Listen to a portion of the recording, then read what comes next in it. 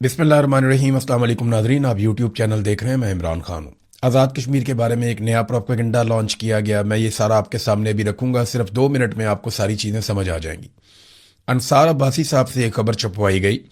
Normally आजकल military establishment के हवाले से जो प्रोपेगेंडा न्यूज़ है उसको अखबारात के अंदर ज़्यादातर अंसार अब्बासी साहब रिपोर्ट कर रहे हैं। अंसार अब्बासी साहब इनकलाबी हुआ करते थे या एंटी एस्टेब्लिशमेंट उस वक्त जब नवाज शरीफ साहब मुश्किल में आते हैं। जैसे ही नवाज शरीफ साहब की हुकूमत आती है तो इन्हें सब कुछ अच्छा लगने लगता है। बहरहाल अंसार अब्बासी साहब खबर ये देते हैं कि आज़ाद कश्मीर इंटेलिजेंस एजेंसियों को एक्शन कमेटी के गैर मुल्की रवाबित के शवाहिद मिल गए। खबर पे आपने गौर करना है। आज़ाद कश्मीर इंटेलिजेंस एजेंसियों को एक्शन कमेटी के गैर मुल्की रवाबित के शवाहिद मिल गए।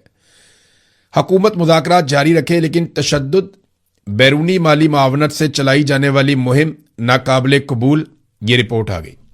अब नादरीन, ये खबर दी है अंसार अब्बासी साहब ने।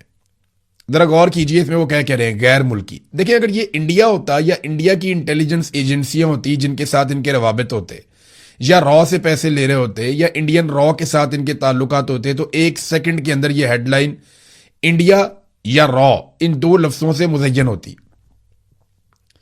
यानी अगर कश्मीरियों के ताल्लुकात इंडिया के साथ होते या रॉ के साथ होते तो फिर हेडलाइन यहीं से शुरू होती ना कि एक्शन कमेटी के इंडिया से ताल्लुकात साबित हो गए, या एक्शन कमेटी के रॉ के साथ ताल्लुकात के शवाहिद इंटेलिजेंस एजेंसियों को मिल गए। खबर ऐसे आनी चाहिए थी, लेकिन नहीं आई। तो ये गैर मुल्की रवाबित क्या है, एक्शन कमेटी के गैर मुल्की रवाबित? अब मैं आपको बताता हूं ये है क्या और गेम क्या डाली जा रही है। आजाद कश्मीर में हर घर का कोई ना कोई शख्स और कई घरों के कई कई शख्स बैरून मुल्क रहते हैं। वहां पे एक ट्रेंड है, क्योंकि लोग सरकारी नौकरी पे इंतजार करते हैं या फिर लोग बैरून मुल्क चले जाते हैं और कुछ ज्यादा है नहीं वहां करने के लिए। तो जो लोग बैरून मुल्क चले जाते हैं उनकी तादाद बहुत बड़ी है। यानी अगर आप एवरेज निकालें तो पाकिस्तान में जितने लोग बैरून मुल्क जाते हैं उससे कई गुना ज्यादा आजाद कश्मीर में लोग अपनी आबादी के तनासुब से बैरून मुल्क जाते हैं। बड़ी तादाद यहां बरतानिया में मौजूद है। हजारों लोग एक कॉल के ऊपर इकट्ठे हो जाते हैं। पूरे पूरे शहर जो है वो आजाद कश्मीर के लोगों से यहां पे बरतानिया में भरे हुए हैं। इतनी बड़ी तादाद में आजाद कश्मीर के शहरी बरतानिया में रहते हैं। अब ये उनके साथ जब वो अपने रिश्तेदारों से राब्ते करते हैं तो वो कहते हैं जी ये गैर मुल्की रवाबित इसको कहते हैं। ये ऐसा नहीं है कि कोई इंडियन रॉ के साथ या इसराइल की मोसाद के साथ या अमेरिका की CIA के साथ, ये कोई या बरतानिया की MI6 के साथ इनके कोई रवाबित है, ऐसा नहीं है। ये अपने रिश्तेदारों के साथ राब्ते हैं। अब वो बैरून मुल्क रहते हैं तो राब्ते तो बैरून मुल्क ही होंगे ना। जो यहां रहते हैं, मिसाल के तौर पे मैं पाकिस्तान में किसी शख्स से राब्ता करूं तो वो कहें जी इसके गैर मुल्की राब्ते हैं पाकिस्तानी शख्स को, तो झूठ तो नहीं कहा, क्योंकि मैं तो बैरून मुल्क बैठा हुआ हूं। तो मैं जो राब्ता करूंगा बरतानिया के नंबर से करूंगा, तो वो जो नंबर देखेंगे जी गैर मुल्की राब्ते हैं जी इनके, ये सबूत आ गए जी हमारे पास। अच्छा, दूसरा ये कहते हैं इनको बाहर से फंडिंग आती है।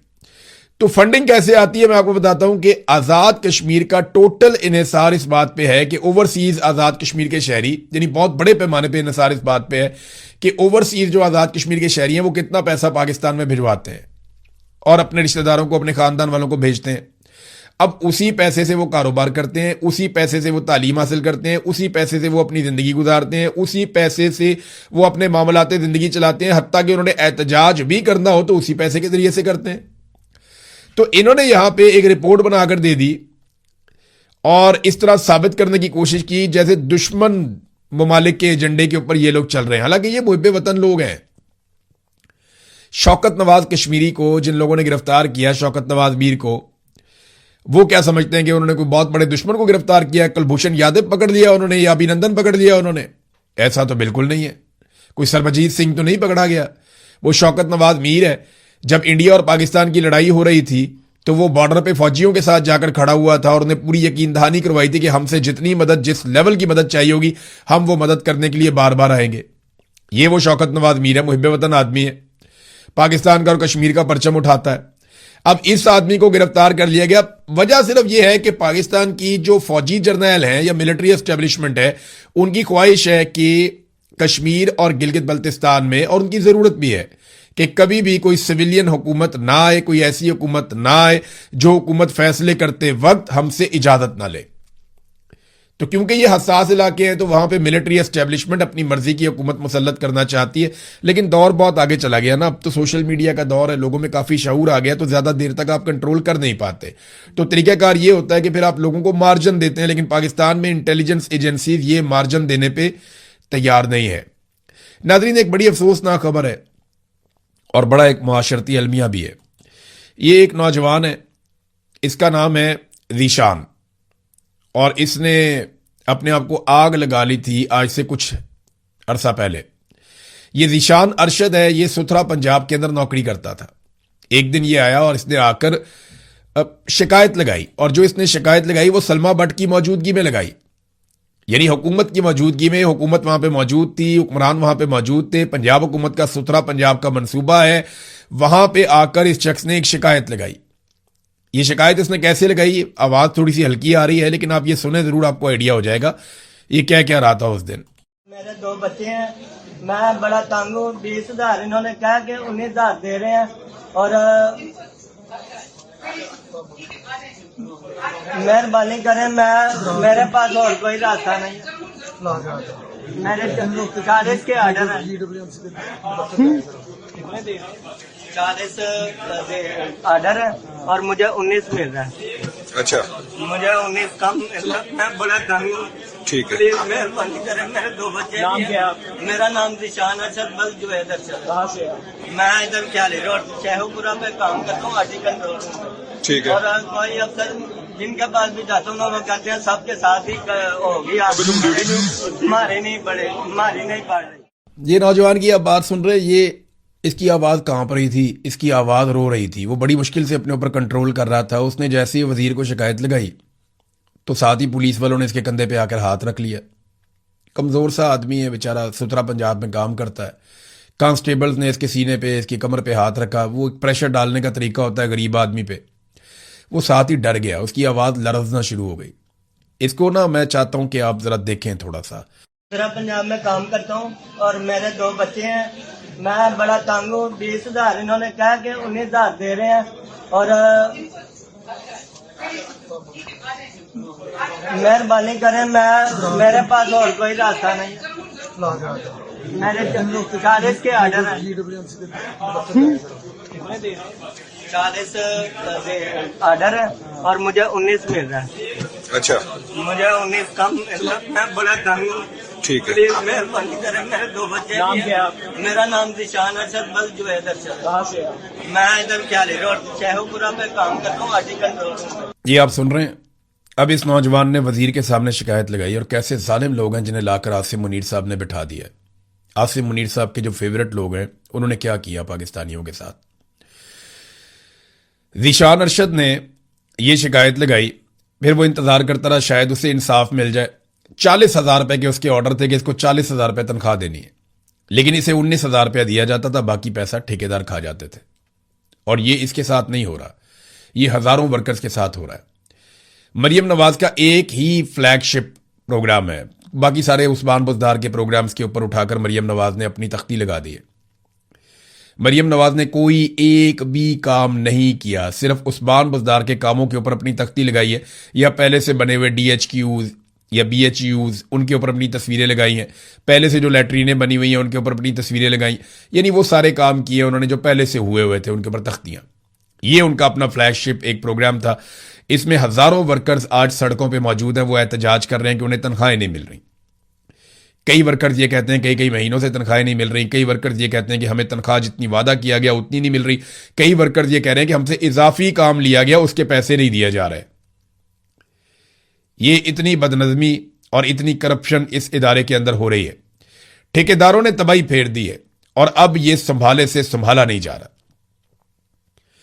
इस नौजवान ने पहले यह शिकायत लगाई और जब इसकी बात नहीं सुनी गई तो फिर तंग आकर, गुर्बत के हाथों परेशान होकर इसने अपने आप को आग लगा ली। इसकी आग लगाने की भी वीडियो मौजूद है, जब इसने खुद को जला दिया। इन्हें डर नहीं लगता, इन्होंने रब को जवाब नहीं देना। वो आपके पास अपनी शिकायत लेकर आया था, वो रो रहा था, आपके पास इख्तियार था। अगर आप एक प्राइवेट आदमी है, कोई आपके पास आता है, वो आपसे कुछ मांगता है, आप दें या ना दें ये आपकी मर्जी है। लेकिन अगर आप सरकार है और वो अपना हक मांगने आया है और आप अगर नहीं देंगे तो क़यामत वाले दिन वो आपका गिरबान पकड़ेगा।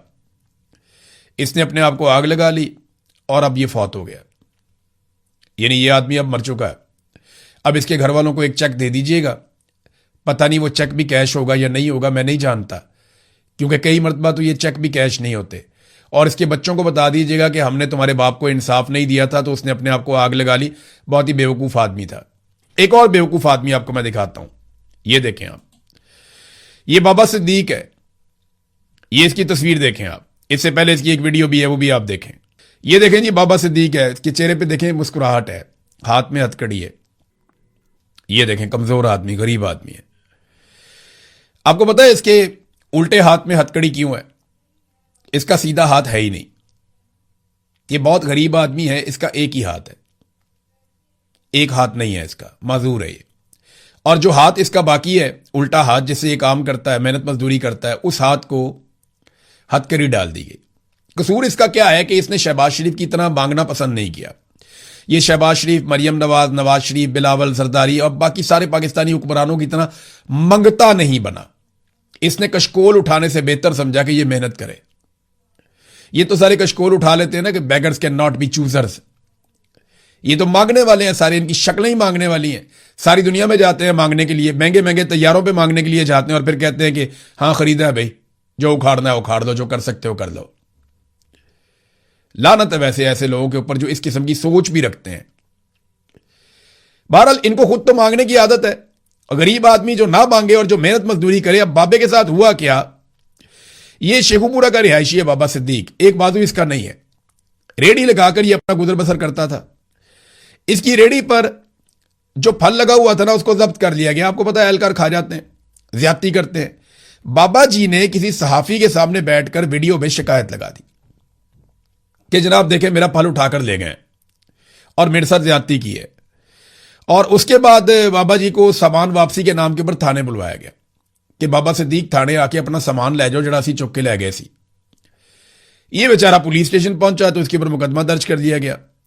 अब ये माजूर आदमी है, इसका एक हाथ है, उसको हथकड़ी लगी हुई है। इसको थाने और कचहरी में काफी जलील किया है इन्होंने, और अब मुकदमा अदालत की जानिब से डिस्चार्ज कर दिया गया। यानी अदालत ने कहा बेगुनाह है ये आदमी। अब ये मैं वीडियो बना रहा हूं ना, कुछ और लोग भी करेंगे तो बहुत मुमकिन है इस बात को थोड़ा बहुत पैसा देके या डरा धमका के या लालच देके या कुछ भी करके या सॉफ्टवेयर अपडेट करके इससे एक और वीडियो बनवा लेंगे, जनाब मैंने वो झूठ बोला था पहले। हो सकता है ना, यहां पे कुछ भी हो सकता है, कुछ भी किया जा सकता है। वो जो दुकानदार है बेचारा, उसने पोस्ट कर दी, उसके ऊपर भी बहुत दबाव है। मरियम नवाज हर चौथे दिन किसी ना किसी बाजार, किसी ना किसी चौक की वीडियो लगा देती है कि जनाब पंजाब को हम ऐसा बना रहे हैं। तो ये सारे काम उन्होंने कुछ सरकारी पैसे से नहीं किए। कभी दुकानदारों से पैसे ले लेते हैं, फंड ले लेते हैं जबरदस्ती का। कभी जनाब किसी रेजिडेंशियल सोसाइटी वाले को कहते हैं कि भाई तुम्हारा ये वाला काम कर देंगे, तुम ये वाला चौक जरा इसकी ब्यूटिफिकेशन कर दो। तो इस तरीके से तो ये मैनेज करते हैं, फिर लोगों को डरा के भी रखते हैं। तो ये बाबा जो है बेचारा अब माजूर है। बहरहाल इसको छोड़ दिया गया। लेकिन अच्छी बात यह है कि इसको एक सबक हासिल हो गया है कि आइंदा जब भी कभी आपके ऊपर जुल्म हो तो आपने आवाज नहीं उठानी, क्योंकि अगर आपने आवाज उठाई तो आपका एक हाथ भी हुआ ना तो उसके अंदर हथकड़ी डाल देंगे, और अगर आपके दोनों हाथ नहीं होंगे तो आपके गले में हथकड़ी डाल देंगे ये लोग। ऐसे जालिम हुक्मरान है ये, बेशरम लोग हैं। आफ्ताब बाजवा साहब ने इंकशाफ किया, मैं हिलकर रह गया। मैं आज इन्हीं चीजों के ऊपर वीलॉग करूंगा। आफ्ताब बाजवा साहब एक सीनियर लॉयर है, मेरे साथ बड़ा अच्छा उनका एक रिलेशन है, बड़ा अच्छा एक ताल्लुक है, वो बड़ा प्यार करने वाले इंसान है। थोड़े जबान के तल्ख हैं, बहुत तल्ख हैं, बहुत गुस्से वाले हैं, लेकिन दिल के बहुत अच्छे आदमी हैं। तो आफ्ताब बाजवा साहब ने बताया कि ये जो सीसीडी वाले पुलिस मुकाबले करते हैं ना, इसमें ये जिनको कत्ल करते हैं उनके आज़ा निकालकर बेच देते हैं। अब ये कितनी खौफनाक बात है, इंसानों के आज़ा निकालकर बेचे जा रहे हैं। उन्होंने 5 लोगों की मिसाल दी कि 5 लोग ऐसे आए जिनके गुर्दे और जिगर थे ही नहीं, यानी उनके पोस्टमार्टम के नाम के ऊपर आज़ा निकालकर बेच दिए गए थे। ये सीसीडी के पुलिस मुकाबलों की वो कहानी बता रहे हैं। 1000 से जायद आदमी, बाद रिपोर्ट्स के मुताबिक 2000 से जायद ये बंदे पुलिस मुकाबलों में, जाली पुलिस मुकाबलों में अभी मार दिए गए हाल ही में, जिनमें कुछ मुकाबले बड़े मशहूर भी हुए, जिनके ऊपर बड़ी आवाज भी उठी है।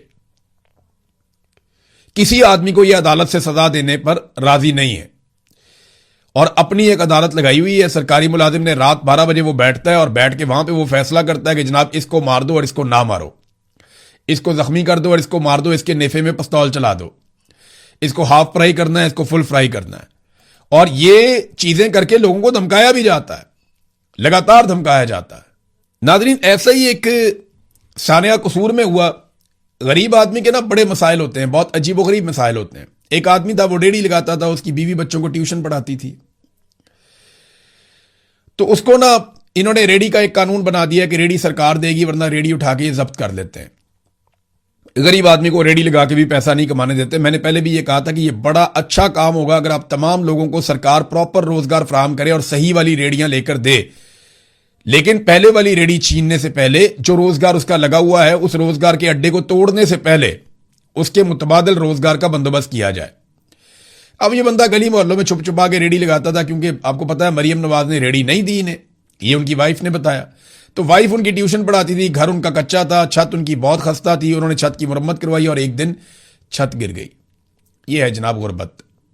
और बच्चे ट्यूशन पढ़ने आए हुए थे। मुझे इतनी तकलीफ हुई है, उन माँ बाप का दुख और दर्द कोई समझ ही नहीं सकता। उनके घर पे तो क्यामत टूट पड़ी ना। 14 मासूम बच्चे छोटे छोटे ट्यूशन पढ़ने के लिए आए हुए थे, छोटे छोटे मासूम बच्चे वो ट्यूशन पढ़ने के लिए आए हुए थे। तो गुर्बत कैसे कैसे चैलेंजेस साथ लेकर आती है। पाकिस्तान में तो बुनियादी हकूक ही नहीं है लोगों के। कोई ऐसा इदारा नहीं है जो इस बात को देखे कि लोग जहां रहते हैं वो जगह महफूज है या नहीं है। कोई ऐसा सिस्टम नहीं है। सरकार की तरफ से कोई ऐसी मदद नहीं होती कि जनाब आपकी घर की छत गिरने वाली है या कच्ची है, आप एक एप्लीकेशन दें तो सरकार आ जाए और आपको मदद करके दे। ऐसा कुछ भी नहीं है पाकिस्तान में, पूरी दुनिया में होता है, मुहज़्ज़ब मुल्कों में। तो वहां नवाज शरीफ कह रहा है कि इसके ऊपर मरियम नवाज इंक्वायरी करेगी। वो इंक्वायरी वहां पे करो बेशर्मो, जहां पे एक आदमी बताकर गया था कि मेरे पैसे ये खा रहे हैं और फिर उसको पैसे नहीं दिए, उसने अपने आप को आग लगा दिया और उसकी लाश उसके घर भेजी। वहां करो इंक्वायरी। बहरहाल मैं उन तमाम वालिदैन से, उनके रिश्तेदारों से, मुझे बहुत तकलीफ है। बहुत छोटे छोटे मासूम बच्चे हैं। अल्लाह आप सबको सब्र अता फरमाए। मैं आपके लिए दुआ कर सकता हूं। ये बड़ी बेबसी का माहौल है और बहुत बड़ी आजमाइश है आपके खानदानों के ऊपर। अल्लाह ताला आपको सब्र अता फरमाए, अल्लाह ताला आपको हिम्मत दे। बहुत बड़ा दुख है ये। नादरीन, एक चीज और मैं आपके साथ शेयर करता हूं। एक के बाद एक पाकिस्तानियों के ऊपर हथौड़ा चलाया जाता है। अब एक नया काम किया जा रहा है। पहले तो सारी बिजली बनाने का जो ठेका है वो आपने IPPs को दे दिया था। मैं आपको एक मिसाल देता हूं। लाहौर में, पंजाब में, मुख्तलिफ सूबों में बहुत बदतरीन लोड शेडिंग हो रही है। और ये उसी तरह की लोड शेडिंग हो रही है जैसी लोड शेडिंग 2012-13 में होती थी। यानी 2012-13 में जब नवाज शरीफ इक्तदार में आया तो लोड शेडिंग होती थी, बदतरीन लोड शेडिंग होती थी और 6 रुपए से 8 रुपए के यूनिट के ऊपर लोड शेडिंग होती थी। आज 13 साल के बाद वही लोड शेडिंग 50 से 70 रुपए यूनिट के ऊपर हो रही है। यानी बदला क्या? बदला सिर्फ ये कि नवाज शरीफ और शहबाज शरीफ ने, दोनों भाइयों ने आने के बाद IPPs के मंसूबे लगाना शुरू कर दिए। तमाम समझदार लोगों ने इनको बताया कि ये जो आप कर रहे हैं बर्बाद कर देंगे आप पूरे सिस्टम को। आप लोड शेडिंग कंट्रोल नहीं कर पाएंगे, बल्कि लोगों की बिजली खरीदने की कैपेसिटी खत्म हो जाएगी। लेकिन दोनों भाइयों और एस्टेब्लिशमेंट की आंखों के ऊपर कमीशन की और पैसों की पट्टी बंधी हुई थी। उन्होंने लगा दिए IPPs। तो नतीजा क्या निकला? सादा नतीजा यह है कि 2013 में जो लोड शेडिंग 6 से 8 रुपए यूनिट के ऊपर हो रही थी, आज 2026 में वही लोड शेडिंग 50 से 70 रुपए यूनिट के ऊपर हो रही है। कुल मिलाकर यह मिला पाकिस्तान को।